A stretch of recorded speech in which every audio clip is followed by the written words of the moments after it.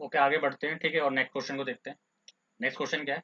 On a multiple choice examination with 3 possible answer for each of the 5 questions, what is the probability that candidate would get 4 or more correct answer just by guessing? ठीक है, तो question क्या है? मान लो एक multiple choice examination है और एक क्वेश्चन के 3 पॉसिबल आंसर है, मतलब 3 ऑप्शन है, ठीक है, और टोटल क्वेश्चन कितने एग्जाम में? 5 है। अच्छा, तो what is the probability that candidate would get 4 और more correct answer just by गेसिंग? तो देखो, एक क्वेश्चन के 3 आंसर है, तो या तो फर्स्ट सही होगा या सेकंड या थर्ड होगा। बट जो कैंडिडेट है वो सिर्फ गैस करता है, मतलब उसे आता नहीं है, एक तरह से क्वेश्चन को तुक्का मारेगा, उस पर गैस करेगा, ठीक है। तो ये पूछना चाहता है, अगर वो गैस करे 5 के 5 क्वेश्चन को, ठीक है, तो उसके 4 या 4 से ज्यादा क्या वो क्वेश्चन हो जाए, सही हो जाए। तो सबसे पहले तो नंबर ऑफ ट्रायल्स का मतलब है कितने क्वेश्चन है, टोटल 5 क्वेश्चन है। प्रोबेबिलिटी ऑफ सक्सेस क्या है? गैसिंग, ठीक है, प्रोबेबिलिटी ऑफ सक्सेस। तो प्रोबेबिलिटी ऑफ सक्सेस का मतलब है कि गैस करेगा। तो देखो 3 ऑप्शन है और सही होने के चांस क्या है? अगर मान लो वो तुक्का मारता है, तो सही होने के चांस क्या है? 1/3, यानी 33.33% चांस है उसके सही होने के। क्यों, क्या है प्रोबेबिलिटी ऑफ फेलियर? गलत होने के चांस क्या है? 1 - 1/3, है ना। अगर तुक्का सही फैट गया तो तीनों में से एक फिट हो सकता है उसका, अदरवाइज गलत होने के चांस ज्यादा है, सही होने के चांस क्या है? सॉरी, सही होने के चांस कम है, गलत होने के चांस ज्यादा रहेंगे, ठीक है, ऑब्वियस है। अच्छा, तो अभी बोल रहा है कि भाई वो तुक्का मारे, यानी गैस करे, तो उसके 4 या 4 से ज्यादा सही हो जाए, मतलब 4 या 4 से ज्यादा सक्सेस मिल जाए मुझे। तो इट मीन्स मुझे क्या निकालना है? पी एक्स या तो 4 सही हो जाए या फिर 4 से ज्यादा सही हो जाए। तो मैं क्या लिखूंगा? P x of 4, P x of 5, ठीक है। बाइनोमियल बर्नौली ट्रायल लगा देते हैं यहाँ पे, जो फॉर्मूला है बाइनोमियल का, ठीक है। तो एन सी जीरो यानी कि 5C4, पी की वैल्यू 1/3 रेज टू 4 और क्यू की वैल्यू 2/3 रेज टू 5 - 4 प्लस, और ये कितना हो जाएगा? 5C5 1/3 रेज टू 5, ठीक है, और 2/3 रेज टू 0, जीरो हो जाएगा, 5 - 5 जीरो हो जाएगा, ठीक है। तो उसको सॉल्व कर लेते हैं थोड़ा सा। तो 5C4 कितना होता है? वैसे 5 आता है, बट मैं सॉल्व करके दिखा देता हूँ। N factorial r factorial n minus r factorial, यानी 1 बचेगा यहाँ पे।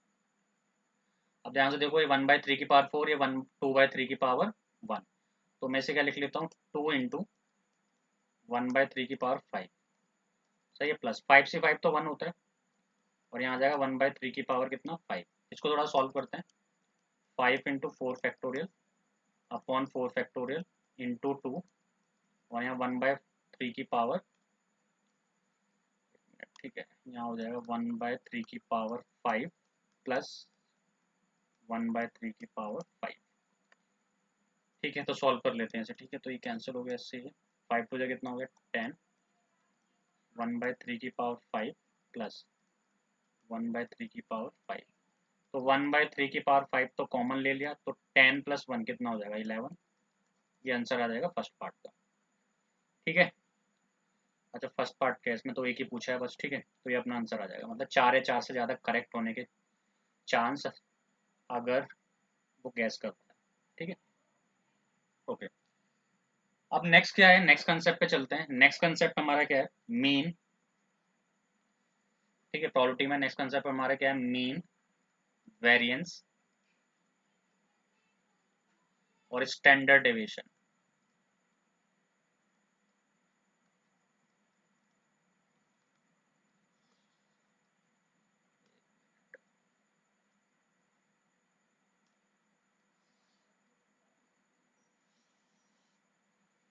ठीक है, अब देखो, जो मीन, वेरिएंस और स्टैंडर्ड डेविएशन है प्रोबेबिलिटी के केस में, ठीक है, तो हम इसका प्रूफ नहीं करेंगे, डायरेक्ट फॉर्मूले हम लिखेंगे, ठीक है। देखो, मैं एक चीज बता देता हूँ तुम्हें पहले। जैसे कि मैंने अभी एक बर्नौली का जो फॉर्मूला लिखा था हमने, बाइनोमियल डिस्ट्रीब्यूशन का, P = x(r) NCR P की पावर R और Q की पावर n - r, ठीक है। एक रिप्रेजेंटेशन है बाइनोमियल का, जैसे मैं लिख दूं BNP, ठीक है। इसको ऐसे भी रिप्रेजेंट कर सकते हैं, बी एन पी। तो कभी भी ऐसा लिखा हो बी एन पी तो आगे वाला एन होता है, पीछे वाला क्या होता है, पी होता है। एग्जाम्पल के लिए कभी किसी ने लिख दिया बी 4 1/2, तो समझ जाना जो ट्रायल है वो तो 4 है और प्रोबेबिलिटी ऑफ सक्सेस कितनी है, 1/2 है। सही है चीजें। तो आज के बाद अगर ऐसा कोई रिप्रेजेंटेशन मिलता है बाइनोमियल के टर्म में, ठीक है, तो जो आगे वाला टर्म है वो तो क्या है, एन है, और पीछे वाला टर्म क्या है अपना, प्रोबेबिलिटी ऑफ सक्सेस है। ठीक है, ये याद रखेंगे पहले। अच्छा, अब आगे बढ़ते हैं। ठीक है, तो मैं थोड़ा सा डिफाइन कर देता हूँ इस चीज को। Let let x, x is अपना रैंडम वेरिएबल, ठीक है, x B n p, then mean और एक्सपेक्टेड वैल्यू, मीन और expected value of random variable, of random variable x. ठीक है, जो रैंडम वेरिएबल है वो कितना है, एक्स, डिनोटेड बाय जो मीन है उसे डिनोट किसे करते हैं, म्यू से, म्यू, और एक्सपेक्टेशन ई ऑफ एक्स। ठीक है, इसके दो नाम है, ठीक है, एक तो मीन सिंपल है और एक्सपेक्टेशन भी बोल सकते हैं हम इसे। सही है। अच्छा, तो जो मीन है अपना, मीन यानी कि ई ऑफ एक्स या फिर म्यू, उसको हम लिखते हैं एन इंटू पी से। ये डायरेक्ट फॉर्मूला है, ठीक है, वैसे हम प्रूफ नहीं करेंगे इसे, डायरेक्ट यूज करेंगे। ठीक है, तो मीन क्या होता है, एन पी होता है, यानी number of trials into probability of success. ठीक है, अब वेरिएंस क्या होता है, तो वेरिएंस ऑफ एक्स को मैं ऐसे लूँ, variance of random variable x, ठीक है, और वो डिनोट करते हैं उसे हम एन पी क्यू से। किसे डिनोट करते हैं, एन पी क्यू से, तो वेरिएंस ही हो जाता है। अब एस डी क्या है, स्टैंडर्ड डेविएशन, तो हमें पता है स्टैंडर्ड डेविएशन जो होता है वो वेरिएंस का क्या होता है, स्क्वायर रूट होता है। तो यहाँ से अगर मैं एस डी बोलना चाहूँ तो मैं बोल दूंगा root of n p q, तो एस डी भी आ जाएगा मेरा, स्टैंडर्ड डेविएशन। सही है, तो ये तीन फॉर्मूले याद करने सिंपल से। मीन क्या होता है, एन इंटू पी, वेरियंस क्या होता है, एन पी क्यू होता है, और स्टैंडर्ड डेविएशन उसका रूट होगा वेरियंस का, तो एन पी क्यू का स्क्वायर रूट होगा।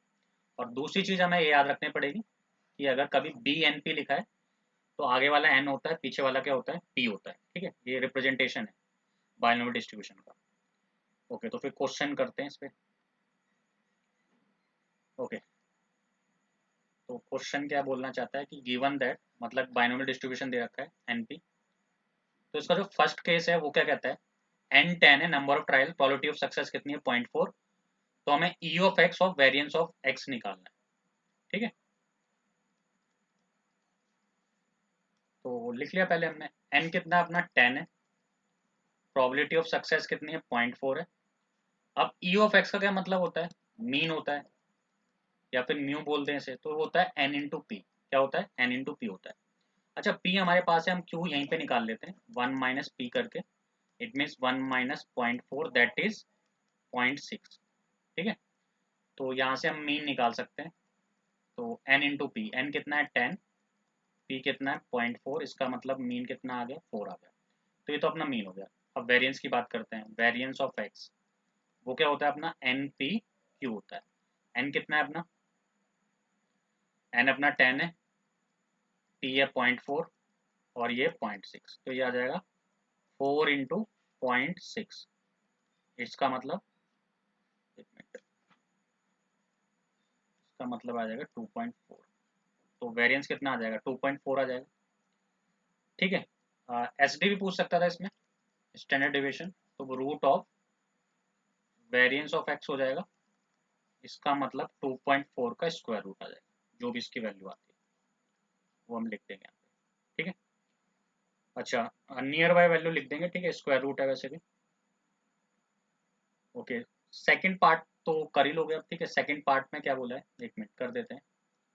सेकंड पार्ट में बोला है पी तो 0.6 है और मीन दे रखा है, एन निकालना है और वेरिएंस ऑफ एक्स निकालना है। इजी सा क्वेश्चन है। पी है 0.6 और मीन है 6। तो सेकंड पार्ट,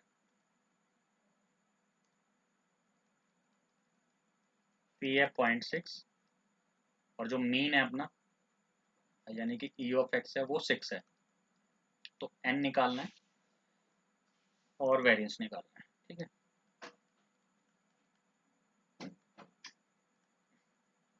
तो पी है हमारे पास 0.6 से, तो क्यू भी निकाल लेंगे हम, जरूरत पड़ जाएगा कहीं। ठीक है, 0.6 तो कितना आ जाएगा, 0.4 आ जाएगा। अब हमें पता है जो मीन होता है वो एनपी होता है और मीन हमें दे रखा है कितना, 6। एन निकालना है, पी दे रखा है 0.6। तो यहाँ से क्या होगा, जो एन है वो 6 बाय में कितना आ जाएगा, 0.6 आ जाएगा। इट मीन्स एन आ जाएगा नंबर ऑफ ट्रायल्स 10। तो एन आ गया। अब एन आ गया तो वेरिएंस भी आ जाएगा। ठीक है, वेरिएंस क्या होता है, n p q, n p q. तो एन पी को डायरेक्ट यूज कर लेते हैं, एन पी तो 6 है पहले से, क्यू की वैल्यू डाल लेते हैं, क्यू कितना है 0.4, तो आंसर कितना आ जाएगा 2.4। सही है। नेक्स्ट देखते हैं, थर्ड पार्ट में क्या बोला है इसने।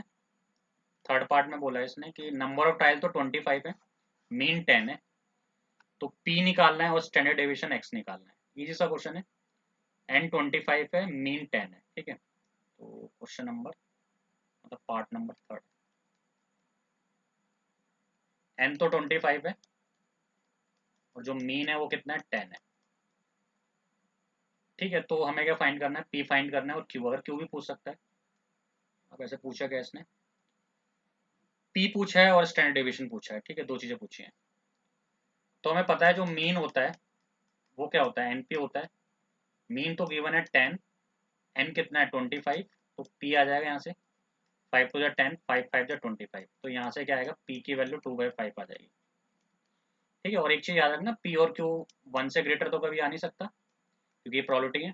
तो एक बार ये भी चेक कर ले, कभी गलती से 5/2 लिख दिया तो भैया तो प्रोबेबिलिटी है, एक से ज्यादा हो नहीं सकती, तो इसका मतलब गलत है आंसर। ठीक है, तो ये भी ध्यान रखना ये चीज। ठीक है, तो पी की वैल्यू कितनी होगी, 2/5 आ गई। क्यू भी निकाल लेते हैं, 1 - 2/5, तो ये कितना आ जाएगा, 3/5 आ जाएगा।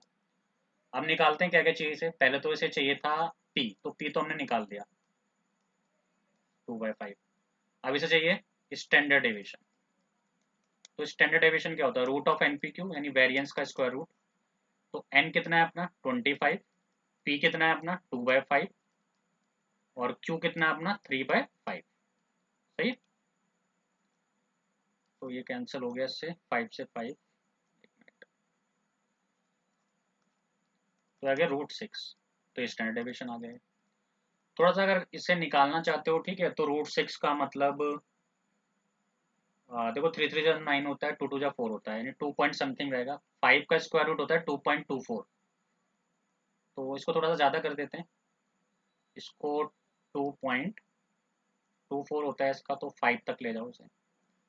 ठीक है, वैसे निकाल लेते हैं 6 का, देखो निकालना चाहो तो निकाल लेना, एग्जैक्ट तो नहीं आएगा बट आइडिया लगा सकते हो। ठीक है,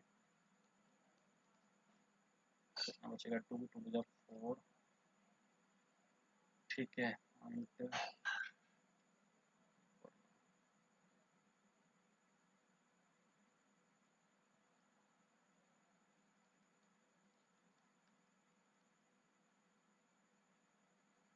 2.3 के आसपास रहेगा। ठीक है, 2.3 के आसपास रहेगा। ठीक है, कोई नहीं, एक आइडिया लगा सकते हो तुम कि हाँ इसके पास रहेगा कुछ 3.8 समझ लो। ठीक है, अप्रोक्स। ओके, नेक्स्ट पार्ट क्या है अपना, कर लोगे, इजी सा है। एन 10 है, मीन 8 है, वेरिएंस निकालना है, कर लोगे आई थिंक। ठीक है, इसे तो इजी सा क्वेश्चन था। ठीक है, कर लिया इसे हमने। ये दो टाइप के इसमें क्वेश्चन बनते हैं, बाकी तुम सारे क्वेश्चन ट्राई कर सकते हो। ठीक है।